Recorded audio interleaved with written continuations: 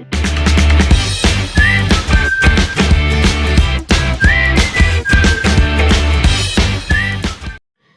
Everyone, welcome to our YouTube channel Success Thunder. तो आज हम लोग एक स्क्वायर बेस्ड अरेंजमेंट के साथ हैं, जिसमें कि 8 लोग हैं और कुछ लोग कॉर्नर्स पे बैठते हैं, कुछ लोग मिडिल पे बैठते हैं, ठीक है। और जो लोग कॉर्नर पे बैठते हैं वो लोग different number of phone calls attend करते हैं, which is multiple of 2। Again जो मिडिल में बैठते हैं वो लोग भी different number of phone calls attend करते हैं, विच इज़ मल्टीपल ऑफ 3। ठीक है, तो चलिए हम लोग इसको क्वेश्चन को पढ़ना शुरू करते हैं और धीरे धीरे करके क्वेश्चन को सॉल्व करते हैं। और अगर आपको क्वेश्चन समझ में आए तो वीडियो को लाइक कर दीजिएगा, शेयर कर दीजिएगा और चैनल को सब्सक्राइब कर दीजिएगा।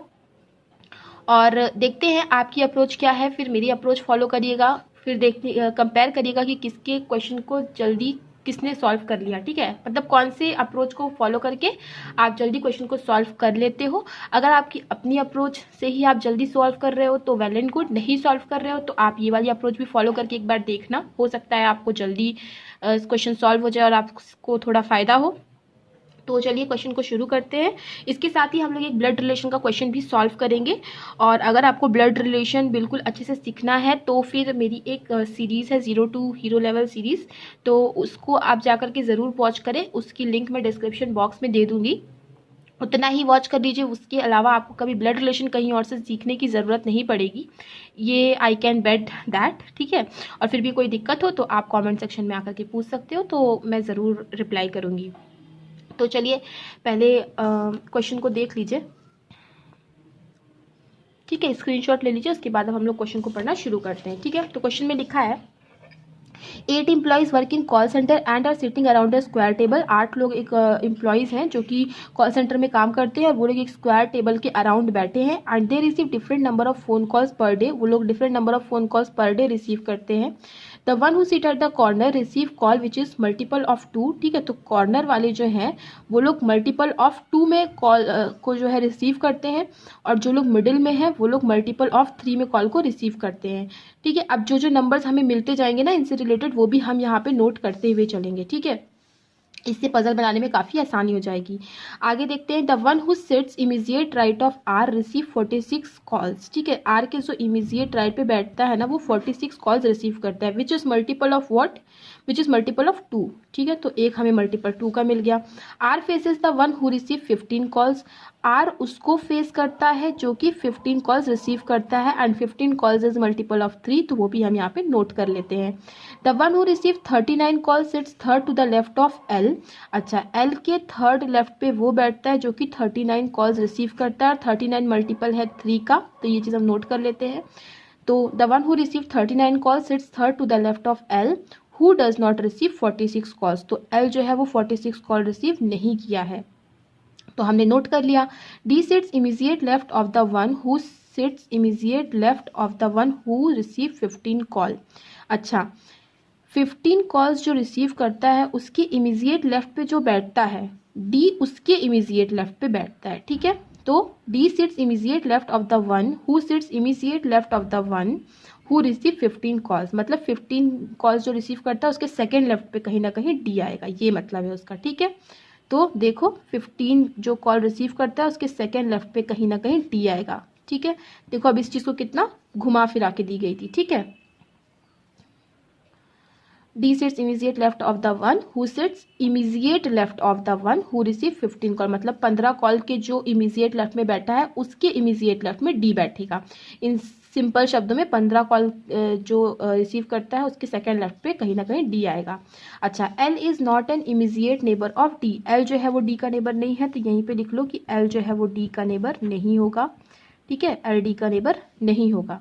आगे, G sits diagonally opposite to P who receives 14 calls. अच्छा, 14 कॉल्स होता है, 14 कॉल किसका मल्टीपल है, 14 कॉल 2 का मल्टीपल है। तो क्या लिखा है, जी सिट्स डायगोनली अपोजिट। जी जो है वो डायगोनली अपोजिट बैठता है पी के, जो कि 14 कॉल रिसीव करता है। तो ठीक है, हमने लिख लिया डायगोनली अपोजिट मतलब ऐसे क्रॉस अपोजिट। तो this is diagonally opposite to P who receives 14 calls, note कर लिया हमने। The one who receive 21 calls sits immediate left of the one who receive 14 calls. अच्छा, जो 14 कॉल्स रिसीव करता है उसके इमीजिएट लेफ्ट पे 21 कॉल्स रिसीव करने वाला बैठता है, और 21 क्या है, 3 का मल्टीपल है, तो हम यहाँ पे लिख लेते हैं the one who receives 21 calls sits immediate left of the one who receives 14 calls. तो ये भी हमने यहाँ पे नोट कर लिया। के इज इमीजिएट नेबर ऑफ जी, के और जी दोनों क्या है, इमीजिएट नेबर है, तो यहाँ पे नोट कर लो, जहाँ पे जी के बारे में आपने लिखा है तो वहीं पे नोट कर लो कि के और जी जो है दोनों इमीजिएट नेबर हैं। H does not receive 46 calls, H जो है वो 46 कॉल्स रिसीव नहीं करता है, तो ये चीज़ हम यहाँ पे नोट कर लेते हैं कि एच 46 कॉल्स रिसीव नहीं करता है। Immediate neighbour of H receive 20 calls, अच्छा एच के जो इमीजिएट नेबर है उसमें से कोई ना कोई एक 20 कॉल रिसीव कर सकता है, चाहे वो लेफ्ट में हो चाहे वो राइट में हो, दोनों में से कोई भी एक हो सकता है जो कि 20 कॉल रिसीव करेगा। ठीक है, आगे देखते हैं। The one who receive 27 calls sit second to the right of H, अच्छा एच के सेकेंड राइट पे वो बैठता है हु रिसीव्स 27 कॉल्स। ठीक है, एच के सेकेंड राइट पे the one who receive 27 calls sit second to the right of H, तो 27 भी हमें एक मिल गया कॉल। ठीक है, और ये 3 का मल्टीपल है तो हम यहाँ लिखेंगे, तो एच के सेकेंड राइट पे कौन आएगा, 27 कॉल्स वाला आएगा। तो ठीक है, हमने नोट कर लिया। Addition number of call receive by G and D is 61, अच्छा जी और डी को अगर आप जोड़ दोगे, जी और डी की कॉल्स को अगर आप जोड़ दोगे तो जो कॉल्स आएंगी वो क्या आएंगी, 61 कॉल्स आएंगी। ठीक है, तो यहाँ पे हमें जी या फिर डी में से किसी का भी कॉल्स के बारे में पता है तो देख लो, अभी तक तो नहीं पता है तो अभी हम इस चीज़ को फिक्स्ड नहीं कर सकते हैं। और जितने भी हमें नंबर्स मिले हैं जैसे 46, 15, 39, 14, राइट, 20 नहीं नोट किया तो यहाँ पे लिख दो 20 हो गया। और भी कोई एक नंबर है ऐसा जो हमने नोट यहाँ पे नहीं किया है, तो अभी तक ऐसा कोई नंबर नहीं जो हमने यहाँ पे नोट नहीं किया है। ठीक है, तो हमें इतने नंबर्स मिल गए, एक नंबर अभी हमें निकालना है। तो हमने सारी कंडीशन नोट कर ली, अब हमें क्वेश्चन नहीं चाहिए, अब हम यहाँ पे यहीं से क्वेश्चन को बनाते हैं। सबसे पहले हम एक स्क्वायर बना लेते हैं, ठीक है, जिसमें कि कुछ लोग क्या होंगे, कॉर्नर पे बैठेंगे और कुछ लोग क्या होंगे, मिडिल पे बैठेंगे, और सभी के सभी इनवर्ड फेसिंग। यहाँ पे जब कभी भी क्वेश्चन में ये ना दिया हो कि आउटवर्ड है या फिर इनवर्ड, तो हमेशा इनवर्ड मानकर ही क्वेश्चन को लगाना चाहिए। ठीक है, तो चलिए क्वेश्चन को सॉल्व करते हैं। तो सबसे पहले हम लोगों को कहाँ से सॉल्व करना है, देखिए कहाँ से आप लोगों को फिक्स्ड इन्फॉर्मेशन पता है और सबसे ज़्यादा, तो देखो आर के बारे में आपको सबसे ज़्यादा इन्फॉर्मेशन पता है, फिक्स्ड भी है क्योंकि 46 कॉल्स के बारे में कही गई है, और 46 कॉल क्या है, वो क्या है, 46 कॉल इज मल्टीपल ऑफ 2, तो ये क्या होंगे, वो सेंटर में वो क्या होंगे, कॉर्नर्स पे बैठेंगे। तो मतलब जो 46 कॉल वाला होगा वो क्या करेगा, कॉर्नर पे बैठेगा, तो आर के इमीडिएट राइट पे यहाँ पे आ जाएगा 46 कॉल वाला। ठीक है, तो ये हमारा क्या हो गया, ये वाली पॉसिबिलिटी हमारी, ये वाली कंडीशन हमारी सॉल्व हो गई। अब क्या बोला था, आर जो है वो 15 कॉल वाले को फेस करेगा, तो ठीक है आर 15 कॉल वाले को फेस करता है, ये वाली भी कंडीशन सॉल्व हो गई। अब 15 कॉल से रिलेटेड देखो एक इन्फॉर्मेशन हमें मिली कि 15 के सेकेंड लेफ्ट में आएगा डी, 15 यहाँ पे तो उसके सेकेंड लेफ्ट में यहाँ पे आ जाएगा डी, तो ये वाली भी हमारी जो है पॉसिबिलिटी सॉल्व हो गई। अच्छा, अब डी का नेबर एल नहीं है तो यहाँ पे क्रॉस करके एल लिख दो, यहाँ पे भी क्रॉस करके एल लिख दो, ये वाली कंडीशन भी हमारी सॉल्व हो गई। आगे देखो हम लोग क्या चीज़ को बना सकते हैं, तो एल के थर्ड राइट पे आएगा 39, तो अभी हम इस चीज़ को सॉल्व नहीं कर सकते हैं। अच्छा, एक चीज़ बोला था कि जी और P14 जो होंगे वो डायगोनली ऑपोजिट होंगे, तो देखो यहाँ पे 46 आ गया, तो एक तो P14 चाहे यहाँ पे आ जाए, P14 चाहे यहाँ पे आ जाए, P14 चाहे यहाँ पे आ जाए, यही 3 जगह होगी क्योंकि 14 क्या है, वो तो मल्टीपल ऑफ 2 है, तो ये कहीं ना कहीं कॉर्नर पर ही आएगा। ठीक है, और ये भी बोला है कि 14 जहाँ पे भी आएगा उसके इमीडिएट लेफ्ट में आएगा 21, तो अगर आप 14 को यहाँ पे रखते हो तो इसके इमीडिएट लेफ्ट में 21 नहीं आ सकता, मतलब P14 के लिए केवल 2 ही जगह बची, या तो ये या तो फिर ये। तो चलिए हम लोग 2 पॉसिबिलिटी बना लेते हैं, डी को एक बार यहाँ रखते हैं, 46 को यहाँ पे रखते हैं, आर को यहाँ पे रखते हैं, 15 को यहाँ पे रखते हैं। तो P14 के लिए ये जगह तो हो नहीं सकती क्योंकि P14 के इमीडिएट लेफ्ट में 21 आता है, तो यहाँ पे ऑलरेडी 15 आ गया है, तो एक बार P14 को यहाँ पे रख देते हैं, ठीक है, और एक बार P14 को यहाँ पे रख देते हैं, राइट, और यहाँ पे L नहीं आएगा, यहाँ पे क्रॉस करके लिख दो। P14 के इमीडिएट लेफ्ट में कौन आएगा, 21, तो हम लोग लिख देते हैं P14 के इमीडिएट लेफ्ट में आ गया 21, तो और P14 के डायगोनली ऑपोजिट पे आएगा G, P14 के डायगोनली ऑपोजिट पे आएगा G, तो ये वाला भी हमारा सॉल्व हो गया। और क्या बोला था, G और K हमेशा साथ में बैठेंगे, तो इस केस में K या तो यहाँ है, पर यहाँ D है, तो के यहाँ पे आएगा, इस केस में भी के यहाँ पे आएगा क्योंकि यहाँ पे ऑलरेडी आर बैठा हुआ है, तो जी और के भी क्या हो गए, साथ में बैठ गए। अच्छा, अब हमारे कितने लोग सॉल्व हो गए हैं, तो 15 हो गया, 21 हो गया। अब केवल जो कि ऑड नंबर्स में बचे हैं, 3 के मल्टीपल में बचे हैं, वो बचे हैं केवल 15 हो गए, 21 हो गए, 39 बचे हैं और 27 बचे हैं। ठीक है, तो 39 और 27 को हम लोग यहाँ पे फिक्स करने की कोशिश करते हैं। तो यहाँ पे बोला कि एल के थर्ड राइट पे 39 आएगा। मान लो 39 यहाँ पे लिखते हैं, तो एल के थर्ड राइट पे यहाँ पे 39 आ सकता है। और मान लो 39 को यहाँ पे लिखने की कोशिश करोगे तो एल के 1 2 3 राइट पे 39 आ सकता है, नहीं आ सकता क्योंकि एल को यहाँ बैठाना पड़ेगा। तो 39 की यही एक जगह बची है और एल की ये जगह बची है, एल के 1 2 3 राइट पे आ जाए 39। ठीक है, अब ऑड नंबर्स में थे 39 21 15, 39 21 15 तो आ गया, एक था 27 तो वो यहाँ पे लिख दो। ठीक है, अब यहाँ पे आ जाओ, यहाँ पे देखो 15 21 अरेंज हो गए, 39 या तो यहाँ है, 39 या तो फिर यहाँ पे आ जाए। मान लो 39 को यहाँ पे लिखते हैं तो एल के थर्ड राइट पे 39, एल को यहाँ पे लिखोगे 1 2 3 राइट पे 39 आ जाएगा। तो ये चीज़ तो हो सकती है। मान लो 39 यहाँ लिखते हो तो एल को हमें यहाँ लिखना पड़ेगा, तभी तो 1 2 3 राइट पे 39 आएगा, जो कि हमें पॉसिबल है नहीं क्योंकि यहाँ पे पी है। तो फिर यहाँ पे लिखोगे 39 और यहाँ पे लिखोगे एल, केवल यही एक जगह है कि एल के थर्ड राइट पे 39 आ जाए।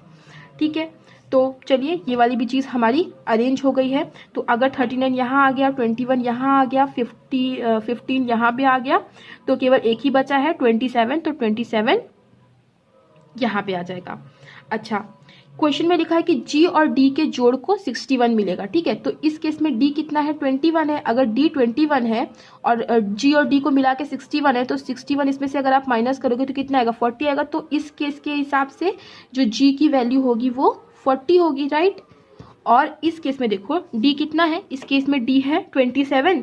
ठीक है, तो और जी और डी को मिलाकर 61 होते हैं, तो 61 में से अगर आप 27 माइनस करोगे तो 34 हो जाएगा। तो इस केस के हिसाब से जी की वैल्यू होनी चाहिए 34, तो यहाँ पे लिख दो जी की वैल्यू हो गई 34। ठीक है, तो देखिए हमारी कितनी कितनी चीज़ें सॉल्व हो गई। अब यहाँ पे बोला था एल नहीं आएगा, तो एल यहाँ पे नहीं आया, यहाँ पे आ गया, तो ये भी हमारा जो है सॉल्व हो गया कि एल जो है डी का नेबर नहीं होगा। अच्छा, अब क्वेश्चन में ये चीज़ बोला था कि एच के अगल बगल ही 20 आएगा, और 20 कहाँ पे आएगा, 20 आएगा कॉर्नर पे। तो कॉर्नर पे देखो 1 2 और 3 लोग आ गए हैं, तो 20 की यही एक जगह यहाँ पे बची। इस केस में देखो 1 2 3 यहाँ का, 20 की एक जगह यही बची है। और एच के अगल बगल 20 आएगा, तो यहाँ पे तो एच आ नहीं सकता, यहाँ पे आ सकता है, तो यहाँ पे हमने लिख दिया। इस तरह यहाँ पे भी यही सेम चीज़ होगा, यहाँ पे तो एच आ नहीं सकता, यहाँ पे आ सकता है, तो हमने यहाँ पे लिख दिया। तो एच के अगल बगल 20 भी आ गया। ठीक है, अब क्या बोला कि एच के सेकेंड राइट पे कहीं ना कहीं 27 आएगा। तो इस केस में देखो एच के सेकंड राइट पे 27 आ रहा है क्या, नहीं आ रहा है, 39 आ रहा है, तो मतलब ये वाली कंडीशन हमारी गलत हो गई। इस केस में देखो एच के सेकंड राइट पे 27 आ रहा है, हाँ आ रहा है, तो ये वाली हमारी पॉसिबिलिटी सॉल्व हो गई। एच जो है 46 नहीं होगा, तो हाँ नहीं है, तो ये वाली भी पॉसिबिलिटी हमारी हो गई। जी और डी का मिला के 61 हो गया, जिससे हमें एक और नंबर भी मिल गया जो था 40, तो ये वाली भी कंडीशन हमारी सॉल्व हो गई। और क्या था कि एल के थर्ड राइट पे 39 आएगा, तो एल के थर्ड राइट पे 39 आ गया, और एल की जो वैल्यू थी वो 46 नहीं होनी चाहिए, तो हाँ एल की वैल्यू 46 भी नहीं हुई। तो देखिए ये वाली हमारी सारी की सारी कंडीशंस इजीली यहाँ पे सॉल्व हो गई। और केवल एक जन का नाम बचा है, वो कौन है, आई गेस वो बी होना चाहिए, हाँ वो बी है। तो बी का ही सिर्फ एक नहीं हुआ था, तो बी भी यहाँ पे सेट हो गए, तो ये वाली हमारी पजल एकदम सही बन गई है। तो आप एक बार ये अप्रोच फॉलो करना, कंडीशन को सबसे पहले लिखना, फिर धीरे धीरे पजल को सेट करना, बहुत आसानी से पजल सॉल्व हो जाएगी। चलिए फटाफट से अब एक ब्लड रिलेशन की छोटी सी क्वेश्चन सॉल्व भी कर लेते हैं। तो क्वेश्चन में लिखा है E F G H I J are 6 family members. E F G H I J जो है 6 फैमिली मेंबर्स है, जिसमें से ई और एफ जो है वो लोग मैरिड कपल्स हैं, और I is sister of H. आई कौन है, आई जो है एच की सिस्टर है। ठीक है, F is daughter in law of J. F जो है वो जे की डॉटर इन लॉ है, मतलब एफ अगर जे की डॉटर इन लॉ है तो ई क्या होगा, जे का, ई होगा जे का सन। ठीक है, तो ये वाला हमारा क्लियर हो गया कि ई जो है वो जे का सन है। आगे J who is grandmother of I's brother. तो जे कौन है, आई के ब्रदर की ग्रैंड मदर है, तो आई का ब्रदर एच भी हो सकता है, कोई और भी हो सकता है।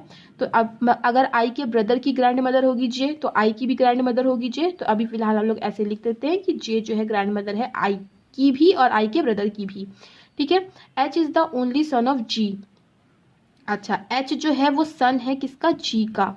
हु इज ब्रदर ऑफ ई, जी कौन है, ई का ब्रदर है, और एच कौन है, उसी का सन है, और आई भी उसी की फिर बेटी है, क्योंकि ये दोनों भाई बहन है।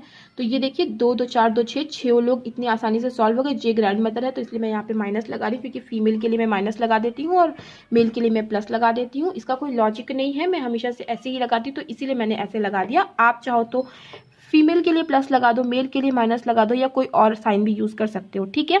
तो ये एक छोटा सा ब्लड रिलेशन का क्वेश्चन था जो कितनी आसानी से सॉल्व हो गया। ऐसे क्वेश्चन बंच में आते हैं, 3 3 क्वेश्चन आते हैं, 1 1 मिनट में सॉल्व होते हैं तीनों क्वेश्चन, ठीक है।